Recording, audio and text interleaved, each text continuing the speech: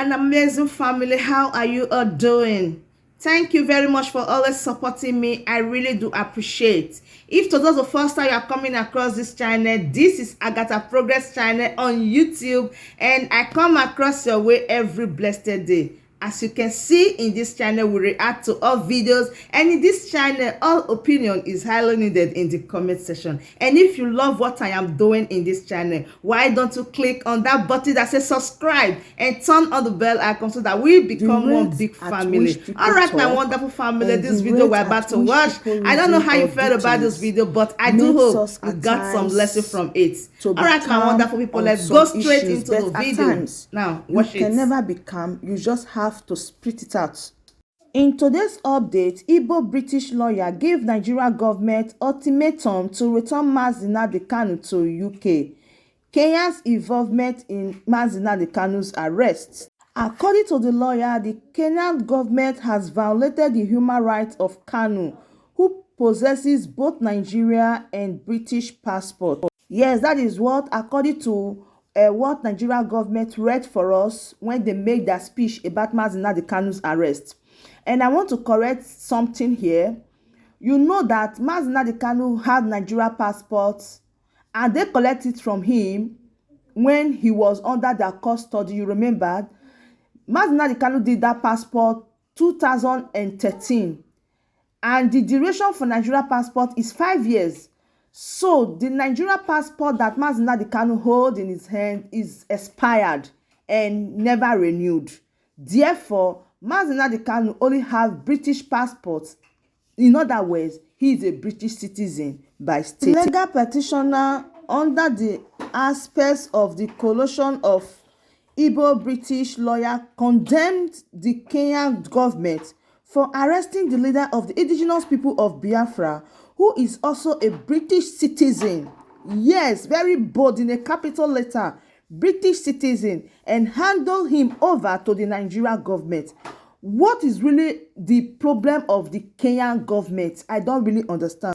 Who sent them this message? They are going to hear from it very soon. They will get their own share of it, because what they did is against Nnamdi Kanu's rights. It's against human rights. They don't supposed to do that.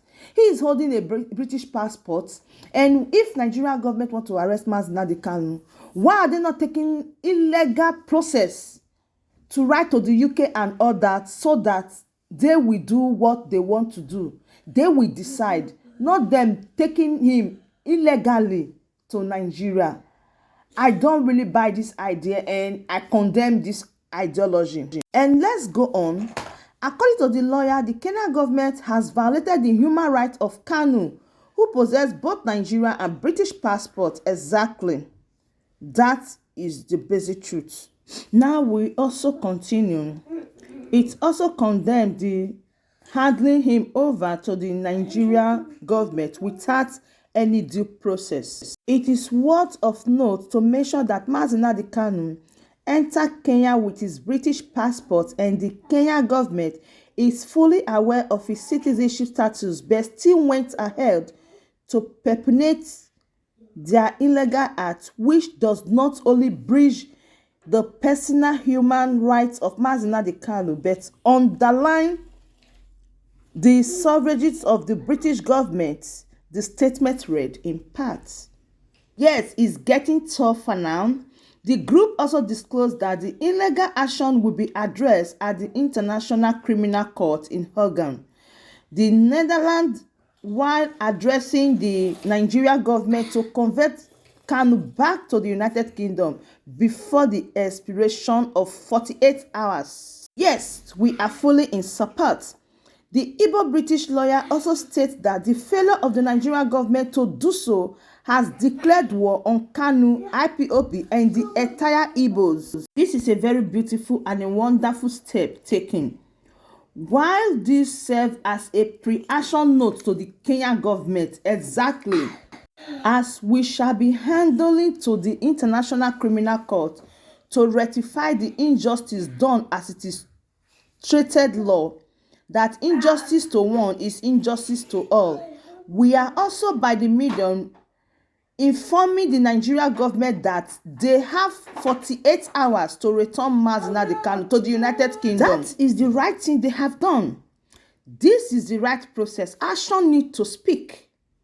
And if he has any charge to answer to, they should, as a nation that is governed by the Constitution, pass through the legal means of filing an extradition notice. As a failure to do so, we shall not hesitate to term this a declaration of war on not only Nnamdi Kanu and IPOB, but all Igbos in general.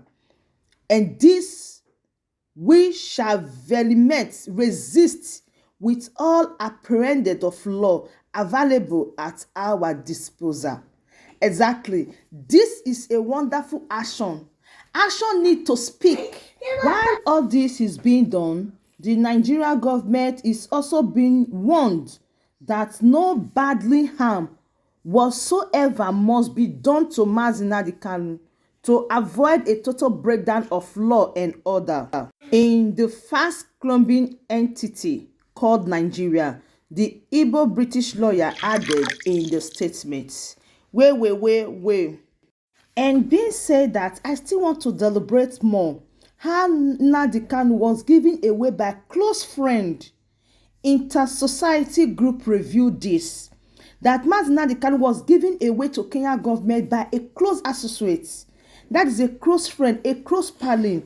And come to think of it, they said is the same tribe with Nnamdi Kanu. Yes, I say that.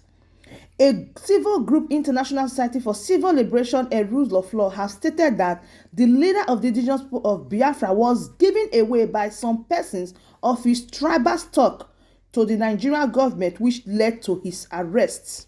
The group, in a report signed by Emeka Chidinma, said the leader of IPOB, Nnamdi Kanu, was arrested on the Saturday 9th of June 2021.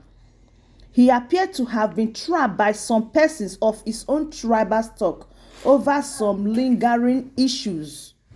Yes, they collect some money to betray Nnamdi Kanu, but believe me, it's not going to end well with them because they are going to pay one after the other.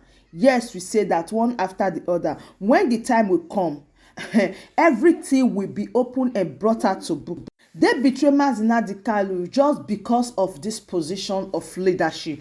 Nnamdi Kanu has become a threat to them. They do this fully aware that referendum is about to take place in Nigeria, and that is what everybody is aware of. And they are so scared by saying, with the way Nnamdi Kanu is going, if referendum should take place, what will be their state? What will be their hope? This is why they do what they did. But believe me, you know what happened to Jesus when Judas betrayed him? Judas later regret after he betrayed Jesus, but it was all planned. Yes, that is the will of God. When I come across it, honestly, I am so happy and pleased. I just remember the story of Jesus. He was betrayed. God allowed it to happen because if it did not happen, we would have been saved today. God allowed this thing to happen because Nnamdi Kanu has already been honestly, you just have to believe me. You just have to agree with me that this thing that happened to the leader of Biafra, Nnamdi Kanu, is something that he has foresaw. Yes, he has foreseen that this thing will happen. And do you know that there should be men that will help you to get to your glory? You have to see some hindrance on the way for you to be promoted. God need to use some people that are close to you to quicken your promotion, to quicken your liberation, to quicken your freedom. Therefore, it is on record because they forget some things where we need to bring their mind back. The Nigeria government forget all this. We need to bring their mind back.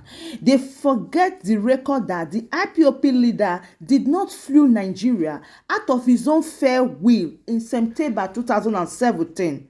You guys will agree this with me. But he escaped from being assassinated by the security force of the federal government of Nigeria. Why are they pretending as if they don't know about it?